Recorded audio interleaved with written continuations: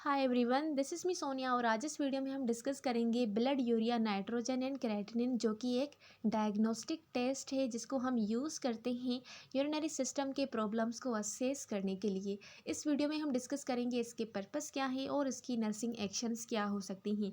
So let's discuss about BUN. So blood urea nitrogen और serum blood urea nitrogen and creatinine levels को हम obtain करते हैं from blood sample drawn from Veni puncture.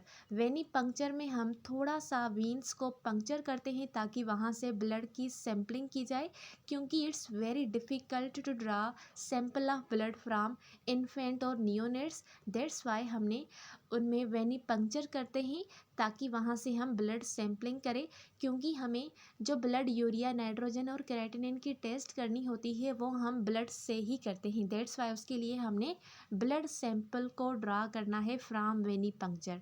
सो इसका क्या काम है, BUN सिंपली हम इसको बोल रहे हैं। So BUN level can provide a great deal of information about kidneys. ठीक है, जो बन लेवल है वो किडनी से रिलेटेड कुछ ज़्यादा ही इंफॉर्मेशन को प्रोवाइड करती है, जैसे कि किडनी के फंक्शंस क्या है, जैसे कि ये ब्लड यूरिया नाइट्रोजन मेजर करती है कि ब्लड में नाइट्रोजन कितने अमाउंट में प्रेजेंट से, जो कि पार्ट है किसका, यूरिया का, resulting from catabolism of amino acid protein. ठीक है, जब प्रोटीन्स और अमाइनो एसिड की कैटाबॉलिज्म होती है, उनकी ब्रेकडाउन होती है, तो उनके रिजल्ट में नाइट्रोजन की फॉर्मेशन होती है। तो उसी को ही हम देखते हैं कि कितने अमाउंट में ब्लड में नाइट्रोजन प्रेजेंट है, और उसका अगर उसकी लेवल इंक्रीज़ है तो कौन सी कंडीशंस हो सकती हैं, अगर डिक्रीज़ है तो कौन सी कंडीशंस हो सकती है, और कौन सी एबनॉर्मलिटीज़ को वो इंडिकेट कर सकती है। So when the glomerular filtration rate, GFR जिसको हम बोलते हैं, अगर वो रिड्यूस हो रहा है सडनली एंड सिवियरली, इसका मतलब है कि उसकी बन लेवल राइज हो गई है, इंक्रीज हो गई है suddenly.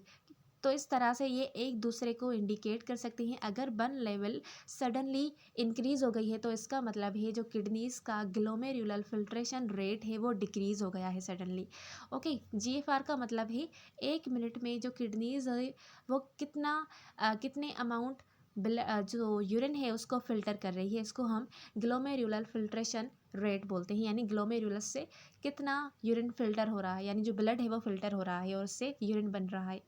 Plasma creatinine level become elevated when there's catabolism of creatinine phosphate in skeletal muscles. Skeletal muscles में क्रेटिनिन फॉस्फेट की अगर कैटाबॉलिज्म होती है तो उसके रिजल्ट में हमें प्लाज्मा केराटिन मिलती है। अगर ये कुछ ज़्यादा ही हो जाए तो उसके रिजल्ट में हमें प्लाज्मा केराटिनिन एलिवेट मिलती है। अब इसकी एलिवेशन क्या शो करती है, an elevation in these level indicate poor renal function. अगर बन और क्रेटिनिन लेवल दोनों इंक्रीज हो जाए तो इसका मतलब है जो रीनल फंक्शन यानी किडनीज का फंक्शन है वो पुअर है। ओके, उसके अलावा the ratio must be taken, the ratio between बन एंड क्रेटिनिन में आल्सो भी एग्जामाइंड, जिसमें जो रेशियो यूजुअली इनके बीच में होता है वो 10/1 एंड 20/1 होता है। बन टू क्रेटिनिन जो कि रेशो है वो 10/1 या फिर 20/1 रेशो होता है। It results very with muscle damage. अगर मसल डैमेज ज़्यादा हो रहा है तो केराटिनिन का रेशो इंक्रीज़ हो सकता है, या फिर प्रोटीन ब्रेकडाउन ज़्यादा हो रही है तो उसके रिजल्ट में नाइट्रोजन इंक्रीज़ हो सकता है, जिसमें बन की लेवल इंक्रीज़ हो सकती है। तो इसकी वजह से इनके रेशो जो है वो वेरी कर सकते हैं, as in the case of crushing injury और degenerative muscle disease. Degenerative muscle disease और क्रशिंग डिजीज़ में क्रशिंग इंजरीज में प्रोटीन की ब्रेकडाउन होती है जिसकी वजह से बन इंक्रीज हो सकता है। सो ये वो कंडीशंस हैं जिसकी वजह से इनके बीच का जो रेशो है वो वेरी कर सकता है। देन डिस्कस करते हैं वो कौन से काजेज़ हैं जो बर्न की लेवल को इंक्रीज़ कर सकते हैं, हाई कर सकते हैं। सो पहले तो है डिहाइड्रेशन। अगर जो बेबी है वो ज़्यादा डिहाइड्रेट है तो उसमें बर्न की लेवल इंक्रीज़ हो सकती है। अगर वो हाई प्रोटीन डाइट चाइल्ड ले रहा है तो उसकी वजह से, उसकी ब्रेकडाउन की वजह से ब्लड यूरिया नाइट्रोजन इंक्रीज़ हो सकती है। सर्टेन मेडिकेशंस बर्न्स की वजह से, यूरिनरी ट्रैक्ट ब्लॉकेज है तो उसकी वजह से हो सकते हैं, हार्ट अटैक, गैस्ट्रोइंटेस्टाइनल ब्लीडिंग और शोक, ये वो सारे काजेज़ हैं जिसकी वजह से ब्लड यूरिया नाइट्रोजन की लेवल हाई हो सकती है। देन डिस्कस करते हैं nursing consideration. As a nurse उसका क्या रोल है ब्लड यूरिया नाइट्रोजन टेस्टिंग में। So nursing consideration are aimed at making venipuncture less stressful for the child. Nurse का काम क्या है, वहाँ पर वेनी पंक्चर मेड करे, क्योंकि ये कुछ ज़्यादा डिफ़िकल्ट प्रोसीजर है वेनी पंक्चर करके वहाँ से ब्लड सैम्पलिंग करने का। तो जो नर्स का मेन रोल है वो ज़्यादा फोकस जो है वो वेनी पंक्चर पे होना चाहिए, which is less stressful for child. यानी जो चाइल्ड है उसको आपने स्ट्रेसफुल जो है वो कम करना है वेनिपेक्चर करते दौरान। देन अगर हम वेनिपेक्चर कर रहे हैं, एज ए नर्स आप कर रहे हैं, तो उसके दौरान lidocaine and prilocaine can also भी यूज़। अब ये दोनों क्या हैं, ये मिक्सचर है लोकल एनेस्थेटिक का, जिसको हम eutectic mixture of local anaesthetic बोलते हैं, और इमला। ये यूज़ किए जाते हैं ताकि वहाँ पर उस एरिया में पेन फील ना हो बेबी को।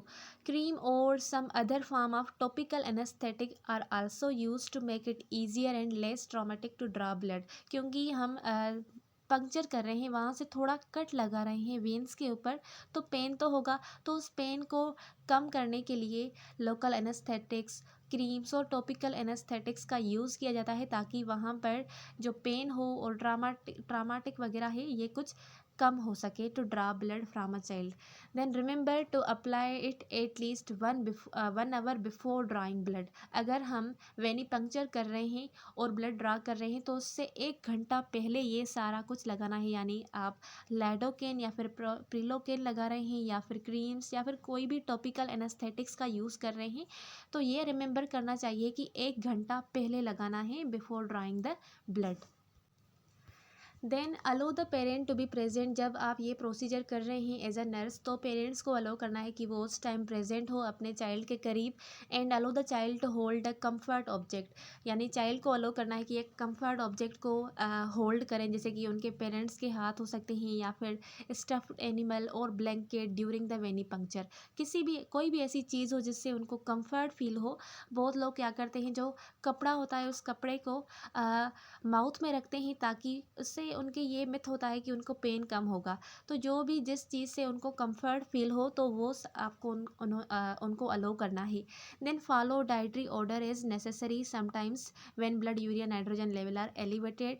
तो उसमें प्रोटीन इंटेक जो है इसको लिमिट करना चाहिए, क्योंकि प्रोटीन की वजह से ब्लड यूरिया नाइट्रोजन इंक्रीज़ हो सकती है। तो इसीलिए जो डाइटरी ऑर्डर्स हैं उनको भी फॉलो करना नेसेसरी है। तो ये सारी एजुकेशन से वो आप चाइल्ड और उसके पेरेंट्स को प्रोवाइड करेंगे एज अ नर्स।